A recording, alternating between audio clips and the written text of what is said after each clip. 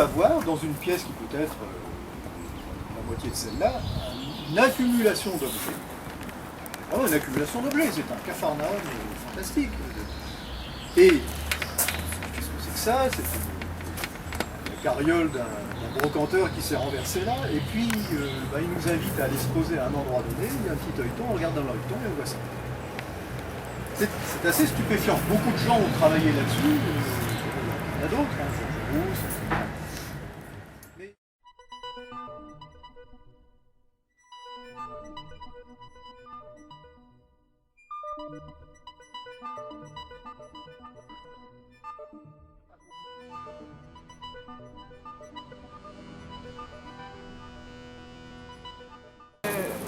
Ce sont des sculptures en fil de fer et en collant. Et principalement basées sur un univers animalier.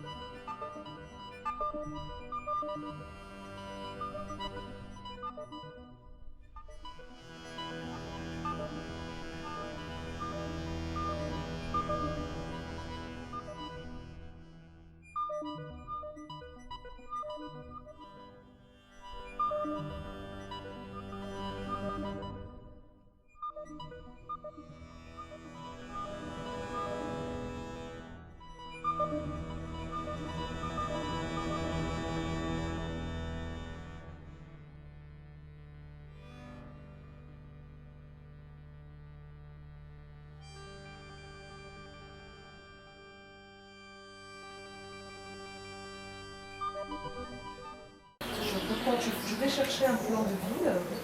Je travaille un peu avant pour simplifier le plan, mais en même temps garder les lignes de force.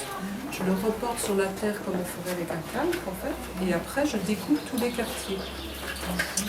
En moyenne, sur une plaque, on ne se rend pas compte, mais il y a à peu près 18 heures de temps de découpe.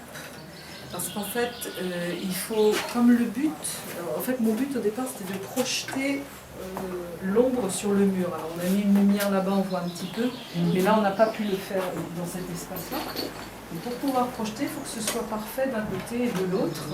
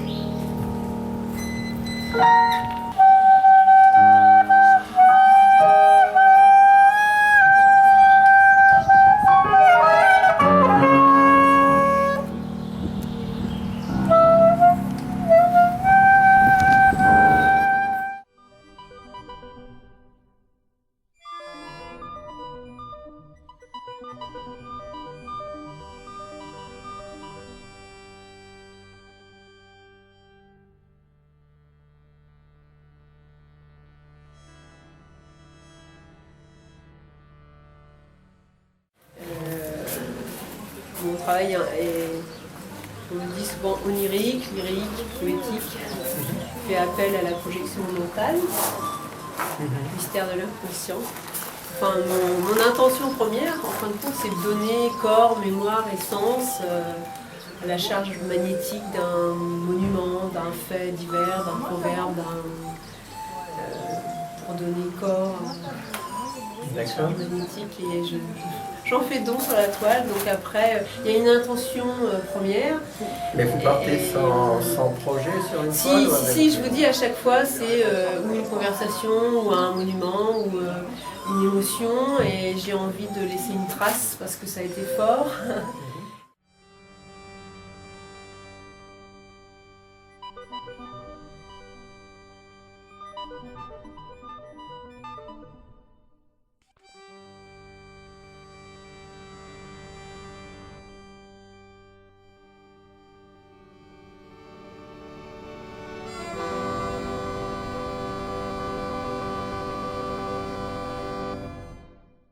C'est de la photographie, non pas du dessin.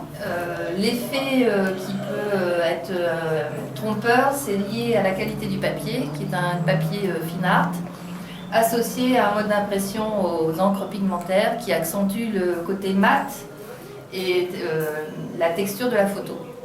Donc pour garder cet effet, je ne mets pas de verre, je conserve la photo telle qu'elle, et après impression, j'écris à la main des poèmes autour.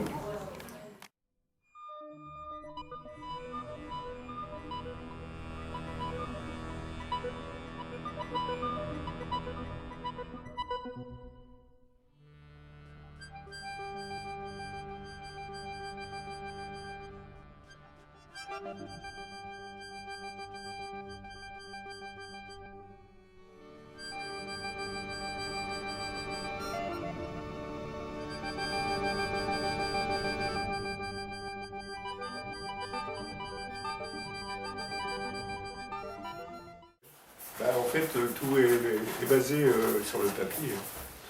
Tout ce qui est aussi bien à l'extérieur qu'ici à l'intérieur. Voilà. Et puis au niveau technique, j'emploie une recette que j'ai trouvée dans un livre de sculpture. Et j'étais content de la trouver parce qu'on m'a posé dans le parc de la Ville du Miège. Et au départ, quand je faisais ça, j'imaginais pas de les mettre à l'extérieur. Parce que c'est que du papier, donc ça craint l'eau évidemment. Et donc j'ai trouvé une recette que les maçons employaient au Moyen-Âge, notamment pour restaurer les gargouilles des cathédrales. Et ouais, c'est étonnant, hein. Et ils appelaient ça du papier pierre, donc ils employaient de la pâte à papier. Ils mélangeaient ça avec de la colle de peau de lapin. Et puis rajouter des matériaux enfin qu'on trouve encore aujourd'hui, de l'argile, de la chaux et de l'huile de lin. Voilà. Donc moi j'ai repris ça à ma manière, il a fallu que je fasse des dosages, des essais, puis voilà. Alors, moi, mon travail, c'est le peluche. Vraiment, ici, c'est le peluche. Donc, mon matériau de base, c'est le peluche. Alors, je peux aussi bien les customiser, entre guillemets, que les installer dans le salon. Dans l'espace intérieur, donc, il y a des masques en crochet, inspirés de masques africains, quelques-uns en tout cas. Parce que moi, j'ai été maquilleuse pendant une quinzaine d'années, donc je suis très intéressée par tout le travail du masque, le travail autour du visage, enfin l'expression du visage, comment on peut transformer l'esprit du visage et donner la personnalité à travers un visage. Et d'autre part, donc, il y a des peluches, celles qui sont présentées ici sont beaucoup, il y a deux séries. Il y a une série autour de la maternité, de l'enfantement. Donc là, la peluche qui normalement sert pour les enfants, elle-même est mère, et enfin, le rôle est un petit peu inversé. Et puis, il y a une série sur les burkas. Donc elles ont des napperons bigoudins en guise de burqa sur la tête et posées de nouveau avec des yeux en plastique. Donc, il y a l'installation dans le verger où on est un peu dans un monde à la fois fête foraine, Peter Pan, un monde de l'enfance, quoi, un monde imaginaire, un peu poétique avec des ballons de baudruche qui font un peu comme des petites bulles. Des bulles de savon, des bulles de poésie.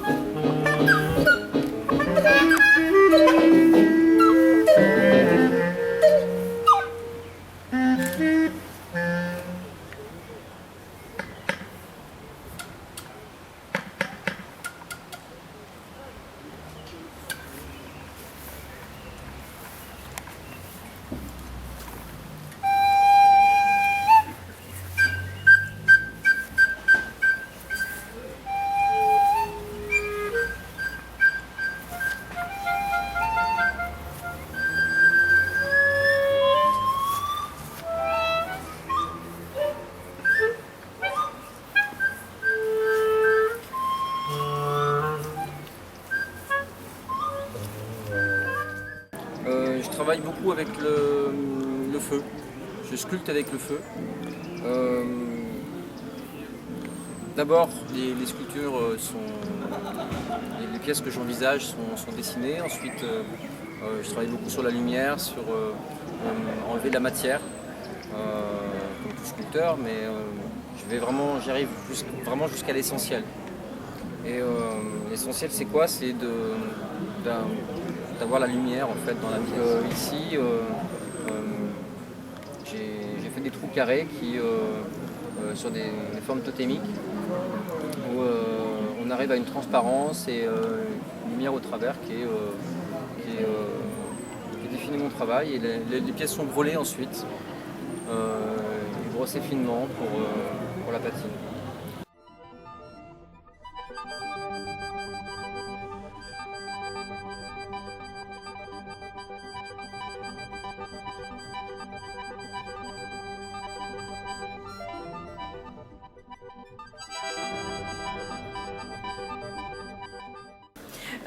Et donc le cabinet c'est un coffret d'anatomie comparée.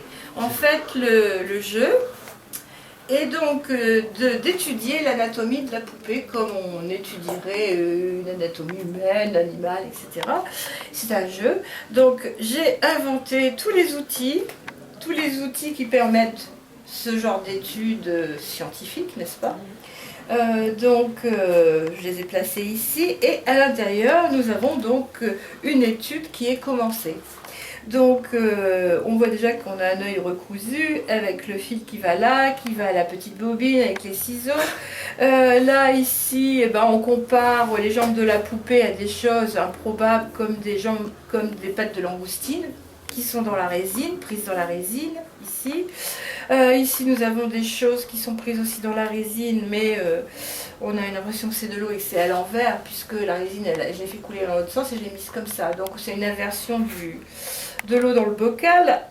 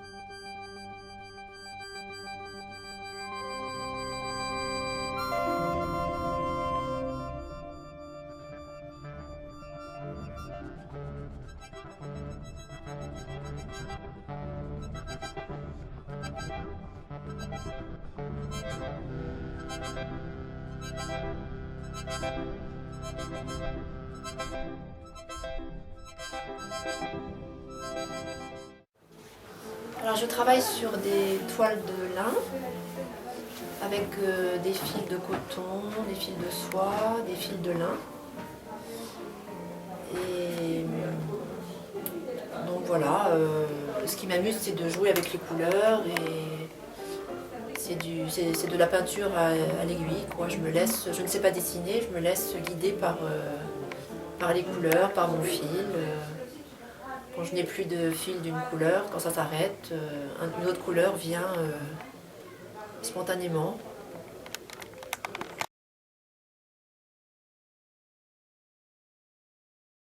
Un ressourcement que de pouvoir broder. Voilà, alors pour moi c'est un peu c'est un peu comme une méditation.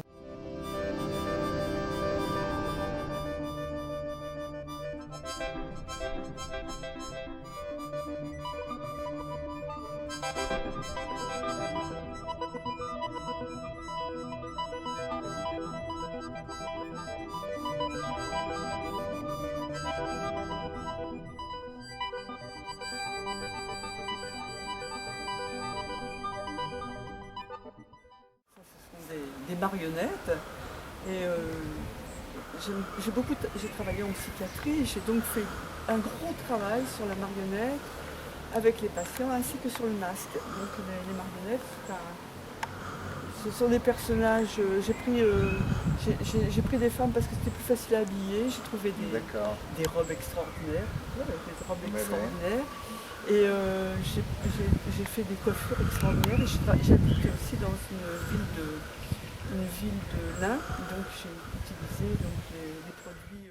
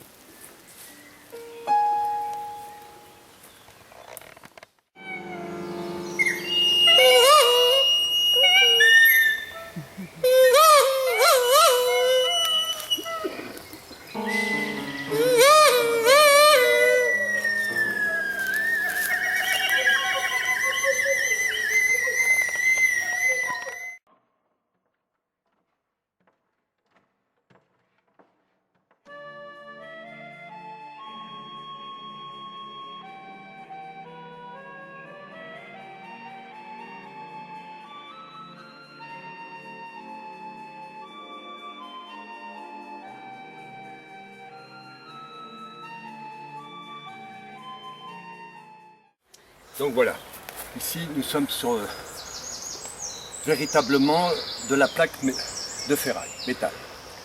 À la différence des autres qui sont souvent des tôles ou des bidons de l'industrie récupérés. Mais là on est sur une plaque métal dessinée à la disqueuse. Ensuite, j'écrase dessus de la craie. De la craie qu'on récupère dans les champs, vous savez, ce calcaire, cette marne que l'on dit des fois, que j'écrase dessus. Ensuite, je travaille à l'acide chlorhydrique, qui permet de s'amalgamer.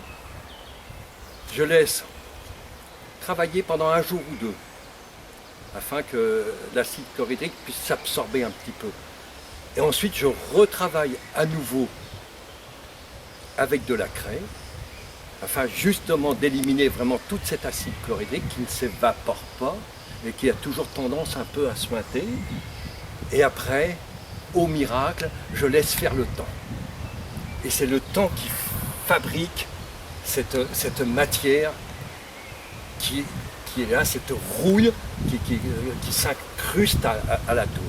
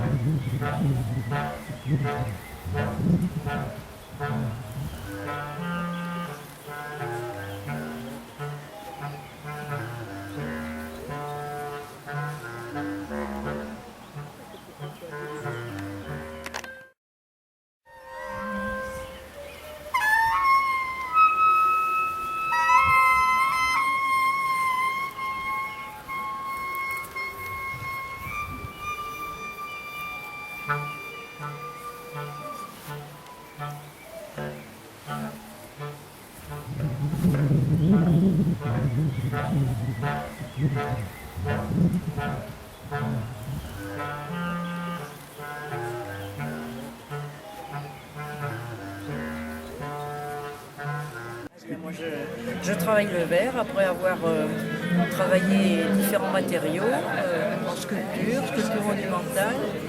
C'est-à-dire je me suis intéressée au béton blanc, aluminium, bois, pour des sculptures en extérieur relativement grandes. Et puis après, tout à fait par hasard, j'ai découvert le verre Bullseye, fabriqué aux États-Unis, importé par l'Allemagne pour différents pays d'Europe.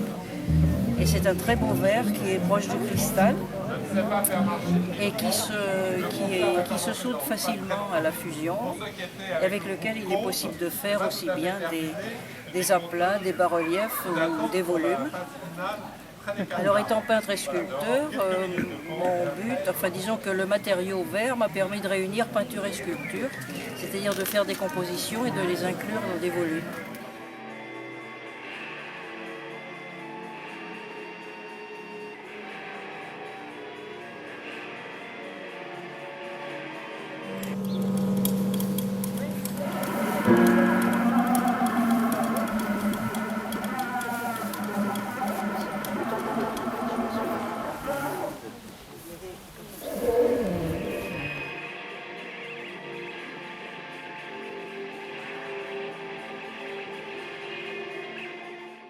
Voilà, moi je travaille sur des matériaux anciens de la région du Pays de Bray, que ce soit des tuiles, des ardoises ou des briques, des sujets qui peuvent être à la fois figuratifs, conceptuels ou abstraits, et qui reprennent effectivement, qui travaillent essentiellement sur des couleurs rouge, jaune, marron et noir, avec des fonds noirs en ardoise.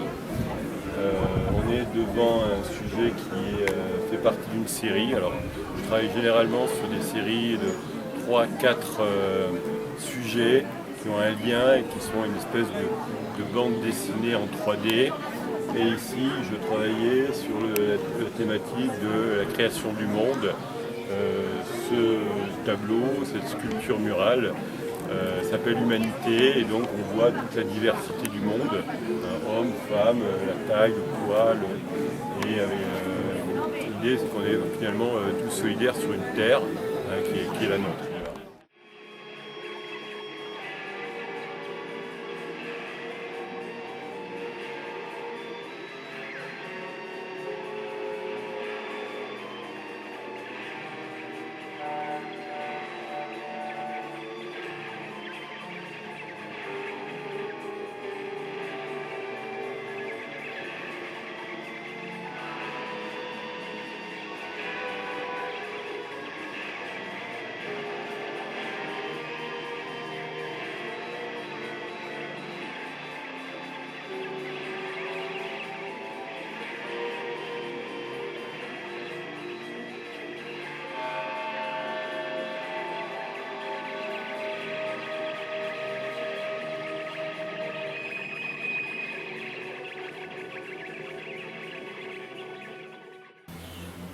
Once upon a time, in the faraway country of Ireland, an elf got blown away on a gust of wind and fell into a farmyard.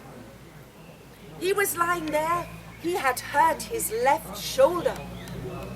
But the young girl, the farmer's daughter, she came and found him, and she took him into the house, and she looked after him.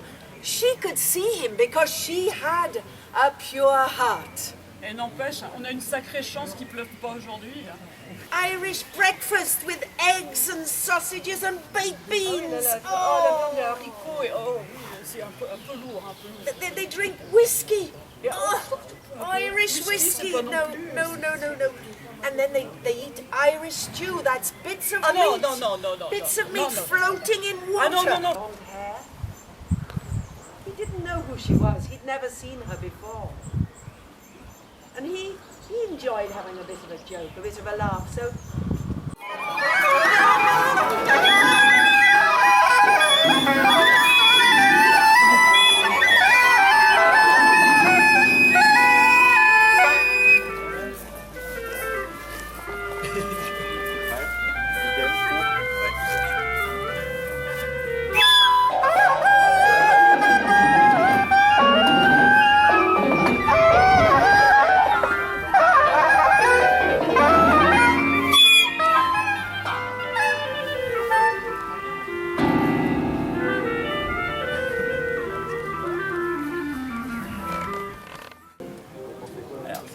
pièce en fait qui est faite, c'est de l'art de la rue en fait.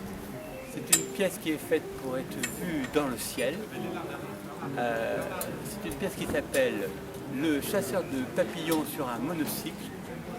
Et j'invite en fait le spectateur à s'imaginer lui-même sur un monocycle, c'est-à-dire à se couper de l'équilibre de ses pieds pour se sentir dans une espèce de vertige et mettre la tête dans le ciel et aller courir après un petit papillon qui nous montre la légèreté de la vie, mais en même temps tout le bonheur qu'on peut avoir à s'intéresser à quelque chose d'apparemment futile, mais qui fait en fait toute l'essence même de la vie. C'est extrêmement léger. Alors ce que j'aime dans cette œuvre, c'est qu'elle se sépare en deux parties. Voilà, le personnage, alors le thème cette année c'est quantique. Alors, je ne ferai pas de théorie sur la théorie quantique, d'ailleurs je n'y connais pas beaucoup de choses, mais j'ai bien compris qu'on pouvait être présent à plusieurs endroits à la fois. Ce personnage, il a un côté droit et gauche, il a un côté épuisette, il a un côté papillon, mais en même temps c'est le même personnage. Donc il peut être dans un coin de l'espace, alors qu'il y a en fait une unité qui se produit. Et puis tout un jeu qui m'intéresse, c'est le jeu que peut avoir l'enfant, le jeu qui peut avoir l'enfant après courir après un papillon avec une petite épinette. On a tous fait ça, ça nous rappelle le soleil chaud, les petits shorts, les petites chaussettes dans le jardin de papa. Merci. Voilà, donc si on peut communiquer avec ça tout public, parce que ce qui m'intéresse c'est le tout public, c'est pas les spécialistes de tel ou tel domaine, c'est n'importe qui peut rencontrer une œuvre comme ça à un endroit inattendu, ça c'est ça qui me plaît.